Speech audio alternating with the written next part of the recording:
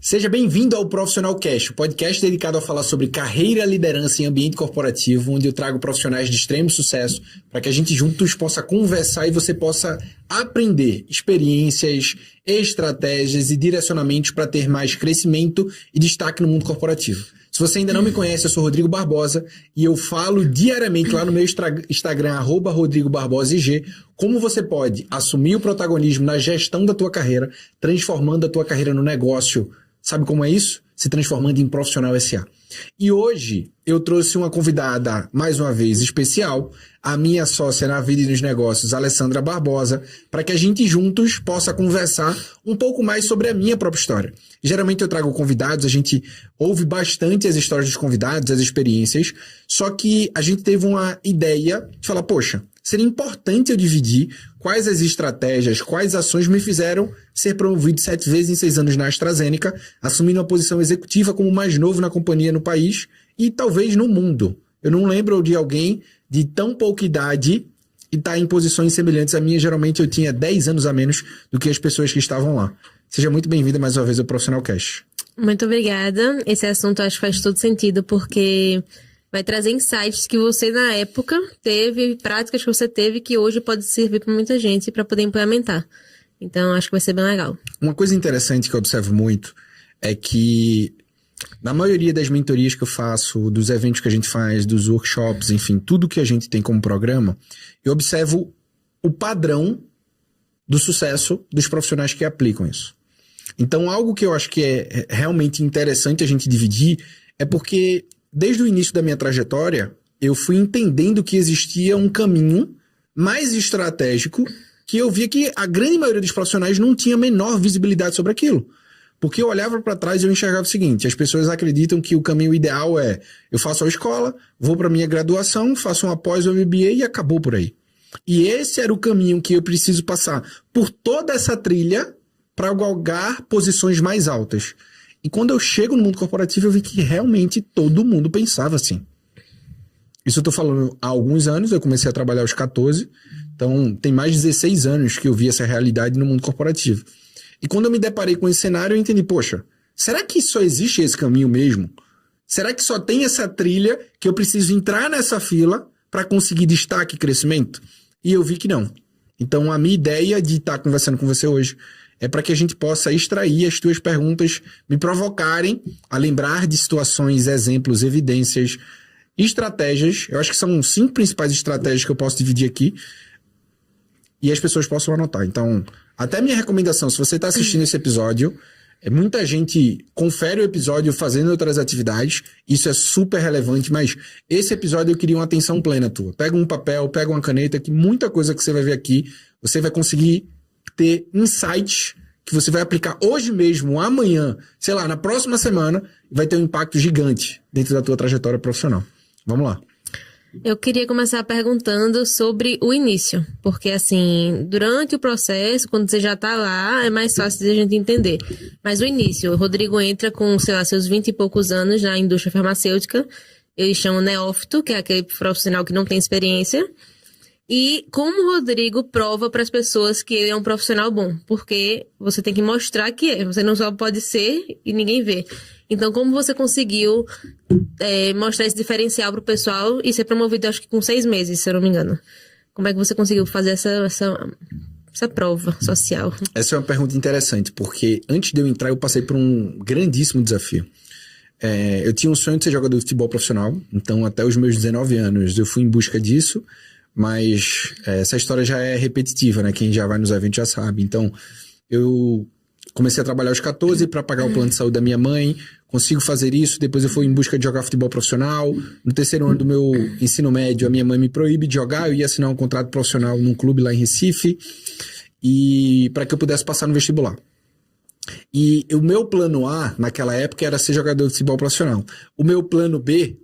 Hoje eu sou contra plano A e plano B, mas lá atrás a minha segunda alternativa era atuar na indústria farmacêutica, porque os meus tios tinham trabalhado nisso. E eu perguntava para eles. O trabalho sempre teve um significado muito importante para mim, porque muito mais do que ser um lugar que eu entrego as minhas horas e recebo o meu salário, eu sempre quis dar um sentido Porque é aquilo que não tem sentido, não tem propósito.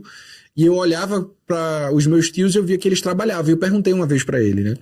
Essa é uma provocação que eu faço para os profissionais. Se o teu filho, um sobrinho, te perguntasse hoje o que é que você faz no trabalho, será que se você falasse a tua posição, essas pessoas iriam entender com clareza? Porque naquele momento eu chamo meu tio de Painho, né? Painho, o que é que você faz no trabalho? Eu falo, eu ajudo a salvar vidas através do meu trabalho. E aquilo eu falei, caramba, que coisa linda.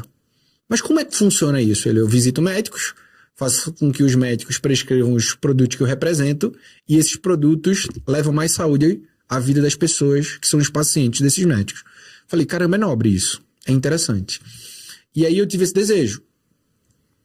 Quando eu estava com 19 anos, eu estava trabalhando numa empresa e eu fui crescendo muito rápido. Nessa outra empresa eu fui promovido 3 vezes em 1 ano e meio, que foi a Tambaú Alimentos, a melhor empresa de ambiente que eu trabalhei até hoje na minha vida. Sou extremamente grato por essa oportunidade, mas eu entendi que eu queria casar com você. Esse era um ponto-chave. E o salário que eu recebia na época era R$ 1.800.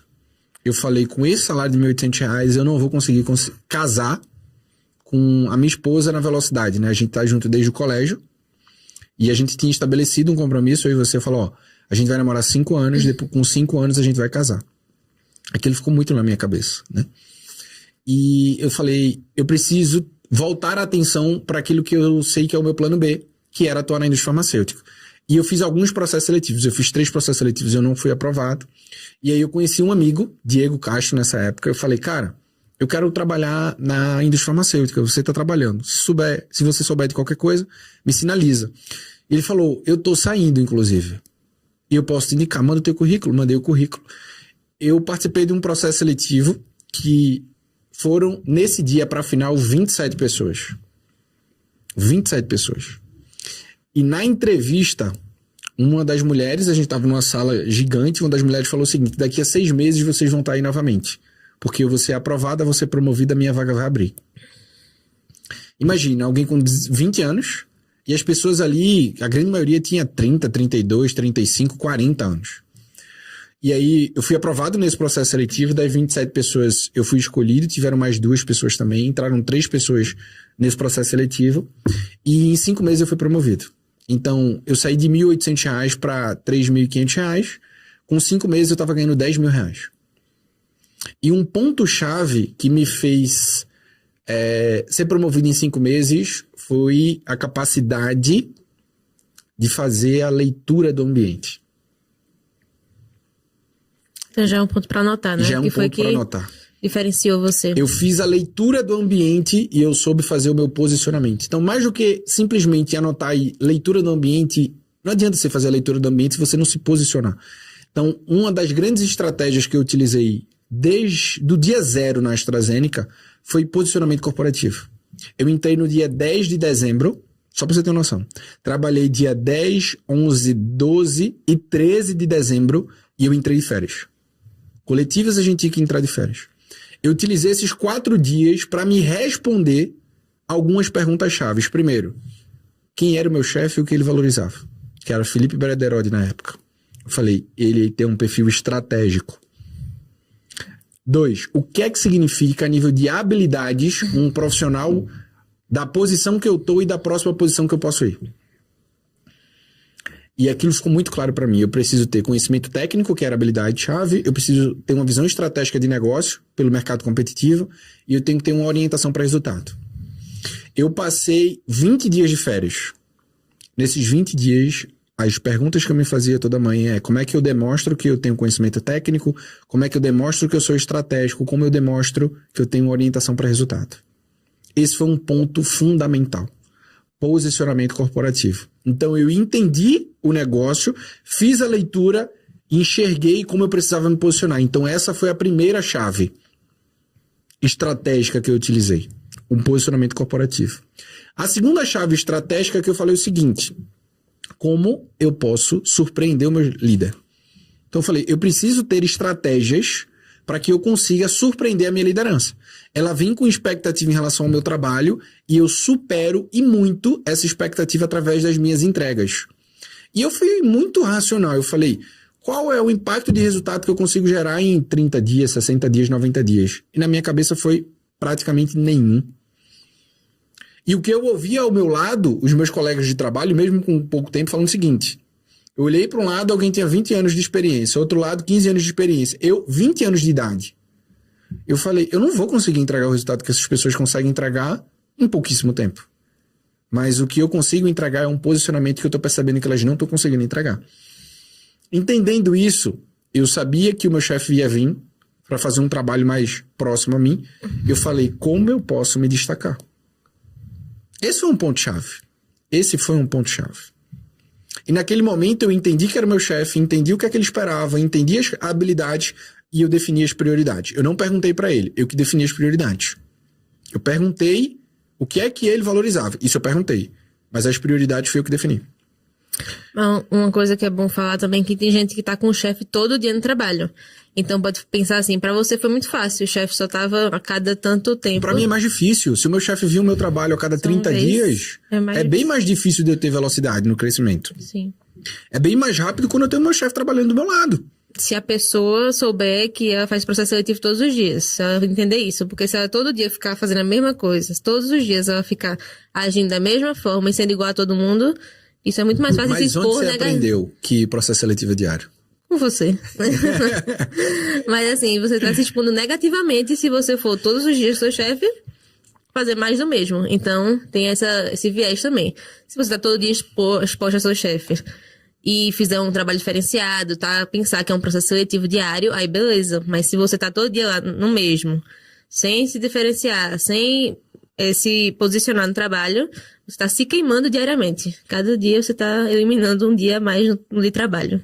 Eu li uma frase de Steve Jobs, que ele falava, eu quero deixar uma marca no universo. E a pergunta que eu me fiz é, qual é a marca que eu preciso deixar na minha empresa para eu conseguir deixar uma marca para o meu crescimento profissional? Então, muitos profissionais, eles não se consideram como uma marca. Eles se consideram simplesmente como alguém que está na folha de pagamento. Se eu estou na folha, eu estou feliz. Quem nunca ouviu isso? Eu já ouvi várias vezes. E eu nunca pensei assim. O meu pensamento sempre foi, como eu deixo uma marca e me posiciono de maneira estratégica? Como eu me destaco e cresço aqui de um jeito mais rápido? Sempre foi essa mentalidade. E sendo bem aberto com você, pouquíssimos têm essa mentalidade. A grande maioria vive no piloto automático. E eu descobri isso lá atrás. Então, meu chefe veio trabalhar comigo e eu falei, são essas habilidades que eu preciso posicionar e tem 4 ou 6 que eu preciso demonstrar para o meu chefe que eu já estou preparado para o próximo nível. Conhecimento, comunicação, competências e comportamentos. Todo profissional que quer se posicionar para uma posição mais sênior tem que demonstrar conhecimento, comunicação, competências e comportamentos do próximo nível que ele deseja. E eu descobri isso e eu demonstrei isso de um jeito intenso e intencional. Que esse é outro gatilho que a grande maioria dos profissionais não possui no mercado de trabalho. Eles acreditam que ser intencional é ser maldoso. Não tem nenhuma coisa conectada com a outra. Intencional é eu saber os passos que eu preciso fazer para chegar onde eu quero chegar. Ser maldoso é eu colocar o pé para a pessoa cair, eu puxar o tapete. Eu vi muito isso. Eu nunca fiz isso, mas eu vi muito isso acontecer. E ali foi muito nítido, porque uma outra coisa que eu entendi é que, e aí faz sentido eu trazer, é que eu precisava ter uma autogestão para resultado. Essa é uma outra chave que eu quero trazer. Porque não importava a minha idade, não importava a minha maturidade, não importava a minha experiência. O que é que importava naquele primeiro momento? Os resultados que eu conseguia gerar. Então eu falei o seguinte, quais são os resultados que eu preciso gerar? Eu preciso ter uma autogestão sobre isso.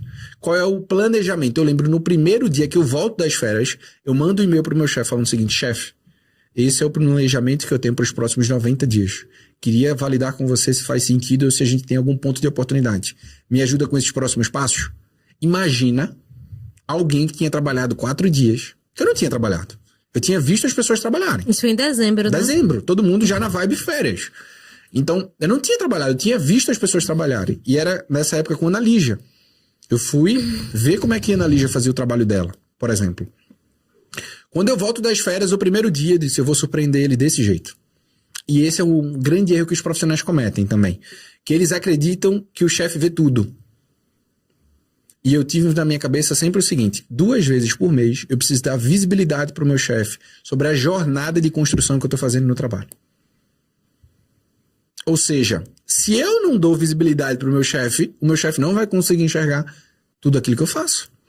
Então, quando a gente volta das férias, eu perguntei como eu posso surpreender o meu chefe dentro daquilo que ele valoriza. Eu chamo isso de estratégia de fator surpresa. Por exemplo, quem está na minha mentoria sabe o passo a passo e o timing certo de fazer isso. Então, eu fiz essa entrega. Imagina como é que ele recebeu. Depois, quando ele veio trabalhar comigo, eu demonstrei as habilidades e eu tive uma comunicação focada nas habilidades que eu tinha mapeado, que eram as habilidades para a próxima posição. O que aconteceu? Em 5 meses, eu ganhei minha promoção e dupliquei o meu salário. Mais do que dupliquei o meu salário. Eu saí de 1.800 para 10.000 em 6 meses. Rodrigo, por quê? Estratégias corporativas. Esse é um ponto. E de competências ao longo desses anos, quais as competências que você acredita que fizeram esse... Não sei a quantidade de competências, mas quais as competências você acredita que fizeram você chegar tão rápido assim, crescer tão rápido? Das minhas 7 promoções, as 2 primeiras foram competências mais técnicas, porque não tinham conexão com posições ou cargos de liderança. Então, as 2 primeiras eram consultor de vendas e um vendedor especializado, mais técnico, né? Sim. Com os principais clientes. E quando a gente está em posições sem ser de liderança, habilidades técnicas nos levam para próximos patamares. Então, vamos supor, se eu estou numa posição mais consultor, analista, supervisor, enfim, executivo aqui ainda, de vendas, alguma coisa nesse sentido, habilidades técnicas são as suficientes e nos levam até lá. Mas quando eu penso em posições com equipe, com liderança, não são elas que fazem a gente chegar lá. Então, posições de liderança são as habilidades, soft skills que fazem a gente chegar lá. Liderança, tomada de decisão, capacidade de autogestão, priorização, comunicação de alto impacto. E a principal, na minha opinião, que eu vejo que pouquíssimos profissionais possuem, que é a inteligência social. Então, eu descobri que o mundo corporativo nada mais é do que um tabuleiro de xadrez. E que eu posso descobrir como é que cada peça se movimenta nas regras daquele jogo. E eu, enquanto player no mundo corporativo, eu tenho que personalizar os meus movimentos de acordo com esse tabuleiro de xadrez. Deu pra entender? Sim, a gente falou de competências, mas eu acho também que hoje em dia se fala muito de comportamentos. E quais seriam também comportamentos que você acredita que te impulsionou muito? O primeiro comportamento errado que você pode ter no teu trabalho é achar que teu colega de trabalho é o teu concorrente. Isso não é só um comportamento errado, como uma visão errada de como funciona o mundo corporativo. Muitas vezes eu olho para o meu colega de trabalho, meu colega de equipe, e eu acredito que eu estou disputando com ele a próxima vaga. Não, esquece isso. Você só está contra você. Então, uma coisa que eu entendi desde a minha jornada inicial é: quanto mais eu ajudar as outras pessoas ao meu redor, mais substituível eu sou para a posição. Como assim? A grande maioria dos profissionais acreditam que o caminho do sucesso para o crescimento nas empresas é se tornar insubstituível. Sim. Mas esse é o caminho do sucesso para a estagnação. Porque se você é insubstituível, como é que você vai sair de lá? Então, algo que eu sempre entendi, e assim, muitas vezes eu falo, posicionamento é mais importante do que performance. E eu considero isso, principalmente para posições mais executivas. Mas quando eu olho para a minha trajetória na AstraZeneca, eu ganhei prêmios de primeiro lugar Brasil diversas vezes. Eu e Beto Barbosa, que foi a pessoa que dividia ali as responsabilidades comigo, eu e os meus chefes, a gente ganhou diversas vezes, primeiro, segundo, terceiro lugar Brasil. Eu tô falando de equipes com centenas de pessoas. Por quê? A gente tinha uma atuação mais estratégica. Eu sabia qual era a fortaleza do meu colega de trabalho e eu ia atuar exatamente onde ele não era bom. Então, por exemplo, se eu tenho um colega de equipe que é bom comercialmente, eu preciso ser bom tecnicamente. Se eu tenho um colega de equipe que é bom de relacionamento, eu preciso compensar comercialmente. E eu ia fazendo esse jogo. E isso me possibilitou me desenvolver todas as habilidades que eu precisava para me destacar na companhia. Isso serve para muitos relacionamentos, né? Assim, se eu tenho uma pessoa, perfis diferentes, né? Às vezes o perfil igual acaba assim se batendo e você tem que compensar o do outro. Eu acho que faz muito sentido quando você tá lá para ajudar e para somar no companheirismo com o outro. E não dizer assim, ele é ruim nisso, vou piorar a situação dele. Mas não, você complementar e tornar ele bom. Acho que faz sentido. Exatamente. E o que é que eu pude observar? É que muitas vezes a gente espera o chefe dar o direcionamento do que a gente tem que fazer para onde a gente tem que ir. Só que eu olhava para os meus chefes e eu falava, meus chefes estão sobrecarregados. Eu não posso esperar o meu chefe falar o que a gente tem que fazer se eu já sei o caminho que a gente pode seguir. Então, um caminho que eu sempre olhei para mim é falar, a minha carreira é o meu negócio, sou eu que preciso investir, o caminho mais rápido é aprendendo com quem já passou e eu preciso ter autogestão para resultado. Então, eu coloquei algumas rotinas que me possibilitaram fazer isso. Uma das rotinas é ter uma reunião individual comigo mesmo. Eu entendi o padrão que todo mundo começava a semana no piloto automático. E eu não poderia fazer o mesmo se eu quisesse resultados diferentes. Então imagina, toda semana, eu começava a minha semana, eu faço isso até hoje, inclusive, com uma reunião individual comigo mesmo. Definindo ali o que eu chamo de check-in hoje, né? Lá atrás eu não chamava. Hoje eu chamo isso de check-in semanal de trabalho. Eu começo a minha semana definindo de 3 a 5 prioridades e qual é a grande atividade que eu tenho que entregar por dia da semana. Eu consigo fazer isso. E isso já me diferenciava, porque eu sabia por onde começar. E eu sabia o que causava um alto impacto. Esse é um ponto-chave. Uma outra coisa que eu tinha de autogerenciamento muito grande era do planejamento das atividades. Então, eu sempre entendia, isso eu vou priorizar, isso eu vou planejar, isso eu vou delegar, isso eu vou eliminar. Parece algo simples para quem está ouvindo, mas eu vi o impacto na prática. Que muitas vezes a gente se sente sobrecarregado exatamente por não fazer esse passo. E uma outra coisa que, poxa, foi super impactante, autoconhecimento. Saber as minhas fortalezas e potencializá-las teve muito impacto no começo da minha carreira. Porque eu percebia que a grande maioria dos profissionais focavam em desenvolver o quê? As fraquezas. As fraquezas. Então, se eu vou sair de uma nota, eu sempre gosto de fazer isso, né? Eu sempre faço autoavaliação. Poxa, de 0 a 10, que nota eu me daria para isso? Eu ia sair talvez de uma nota 4 para uma nota 6? Vai fazer destaque mesmo? Ou eu vou pegar algo que eu tenho 8,5 e eu levo para 11? Eu entendi que era isso que eu tinha que fazer. Então, essa foi uma outra chave, né? A primeira chave das estratégias, a segunda chave da autogestão.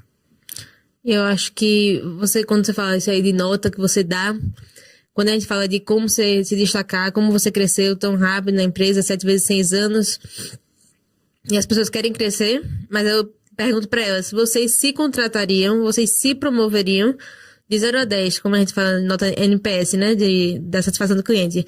Quanto você daria de nota para o seu desenvolvimento, seu crescimento, sua exposição, sua entrega, sua performance? Porque aí você pode avaliar se é seu chefe mesmo, que não vê você, que está sendo injusto, ou se você está entregando tudo aquilo que você acredita que um funcionário deveria entregar.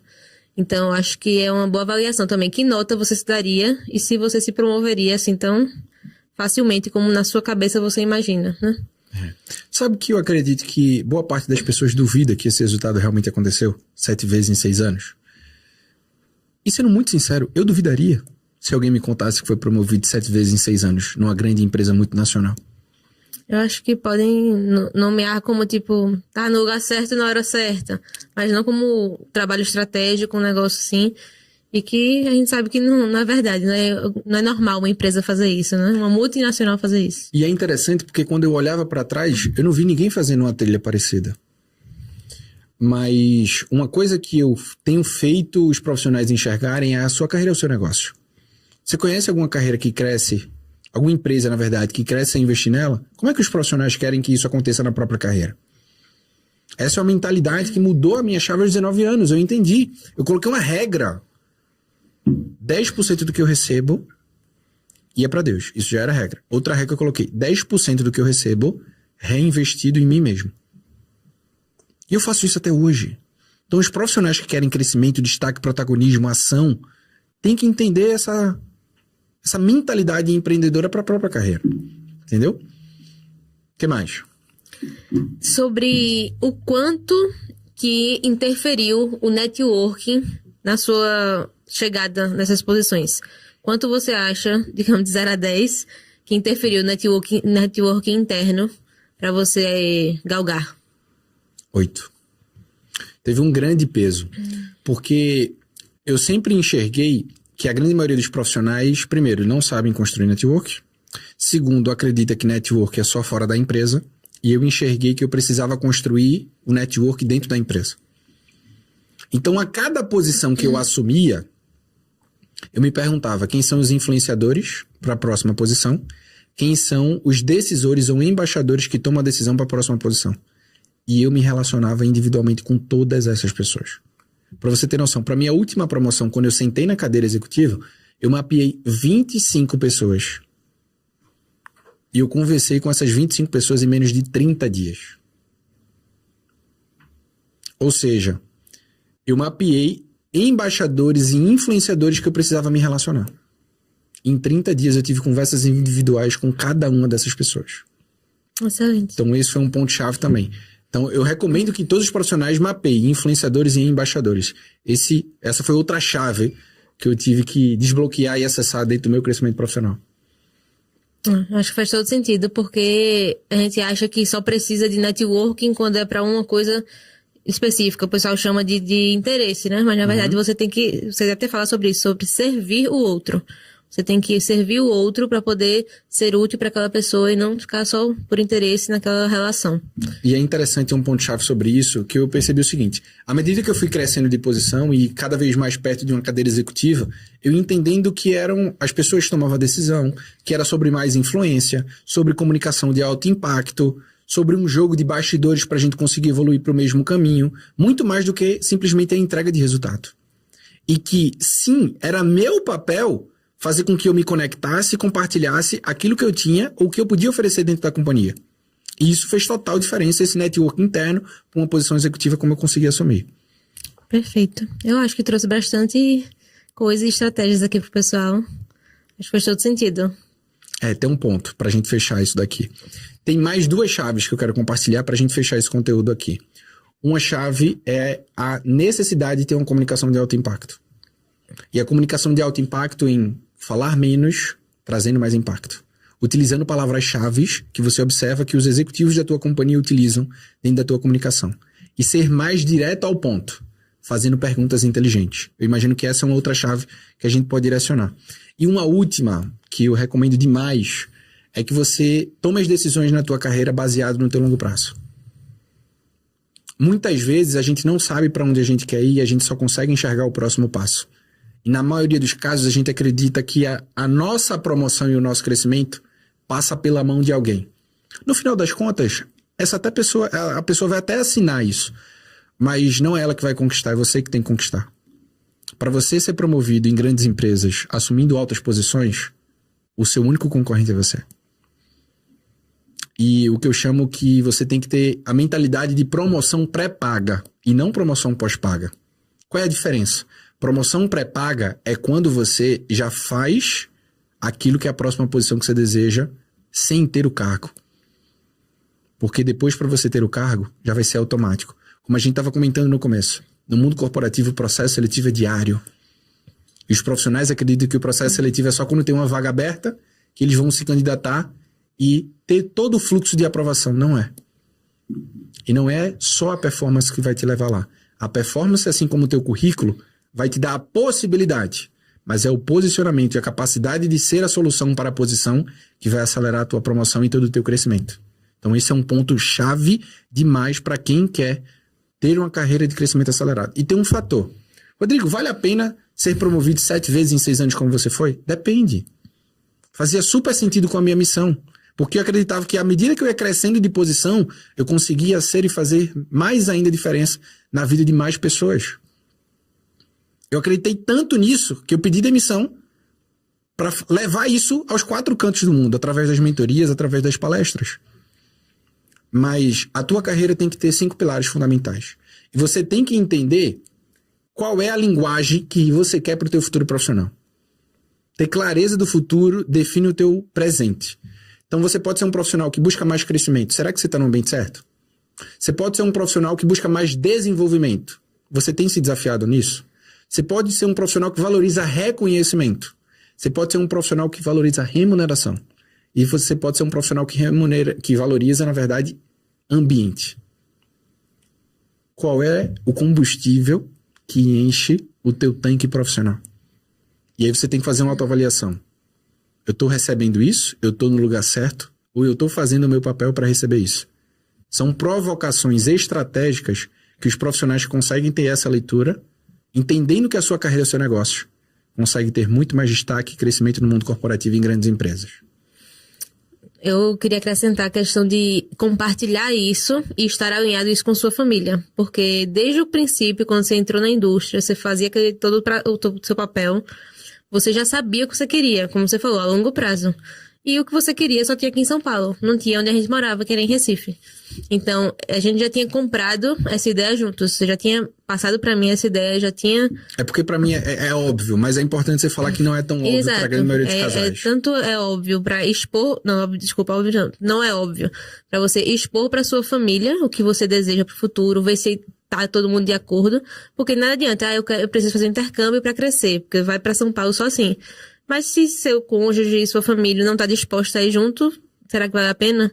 Então, tem que ter todo esse alinhamento também. Então, compartilhar também faz todo sentido. Você quer crescer, mas crescer sozinho também não vai te levar a canto nenhum. Eu sou extremamente grato porque isso eu não conquistei sozinho, isso a gente conquistou junto. E boa parte dessas promoções que eu tive, na verdade, foi o meu time que me impulsionou a chegar lá. Então, eu tive pessoas extraordinárias, eu tive líderes extraordinários que me proporcionaram isso. E uma vez eu tive uma conversa com um dos meus chefes falando: chefe, eu sou muito grato a tudo que você tem feito. Ele falou: eu sou grato pela tua gratidão, mas seja grato por todas as tuas ações. É isso que tem te levado a esses patamares, né? Então, acho que a gente conseguiu compartilhar boas estratégias aqui, alguns elementos chaves que passam desapercebidos dentro de uma rotina profissional, mas que quando executados, é muito notório quantos profissionais, e a gente tem visto profissionais serem promovidos 1 a 2 vezes por ano em grandes empresas, seguindo muito daquilo que a gente acabou de compartilhar aqui nesse episódio. E a minha expectativa é que, se você quer crescer e se destacar, você pegue tudo aquilo que você aprendeu e possa aplicar no teu direcionamento de um jeito bem prático. Mas será que a gente pode colocar o nosso time à disposição? Se alguém quer construir um plano específico, personalizado, do crescimento e de aceleração com uma das nossas especialistas? Acho que faz todo sentido colocar na descrição aqui do vídeo, né, do link, porque essa reunião, ela pode dar um estalo na sua mente aí de você mudar realmente a percepção da sua carreira, um plano de desenvolvimento. Então, acho que faz todo sentido ter essa reunião com o nosso especialista. E como é que as pessoas fazem para ter acesso a isso? Aqui na descrição vai ter o link. Então, no link, ela pode já entrar em contato direto pelo WhatsApp com a especialista e lá agendar. O melhor horário é 30 minutinhos, mas assim, valiosos. Então, você vale a pena conferir e vale a pena ir para essa reunião e ver o que a gente tá falando aqui, porque eu acho que faz todo sentido. Perfeito. Então, obrigado pelas perguntas aqui. Eu imagino que teve uma troca super interessante. E obrigado você também que ficou até agora ouvindo todo esse episódio. A gente tem uma frequência super interessante de profissionais semana após semana ouvindo aqui os episódios do Profissional Cast. Se você ainda não ouviu os Minutos de Carreira, de terça a sexta-feira, todo dia, sai um direcionamento de 1 minuto para que você possa pegar e aplicar no teu dia a dia de trabalho como um norte muito grande, uma bússola para o teu trabalho diário, para que você tenha mais destaque e crescimento no mundo corporativo de uma maneira muito mais estratégica. O teu crescimento profissional passa muito pela maneira que você faz a gestão sobre a tua carreira. Entenda de uma vez por todas, a tua carreira é o teu negócio. E o trabalho não é o fim de tudo, ele é o meio de realizar os teus sonhos pessoais. Investe nisso para o futuro seu e da tua própria família. Aguardo você amanhã no Minuto Carreira e na próxima semana com mais um episódio do Profissional Cast. Até o próximo.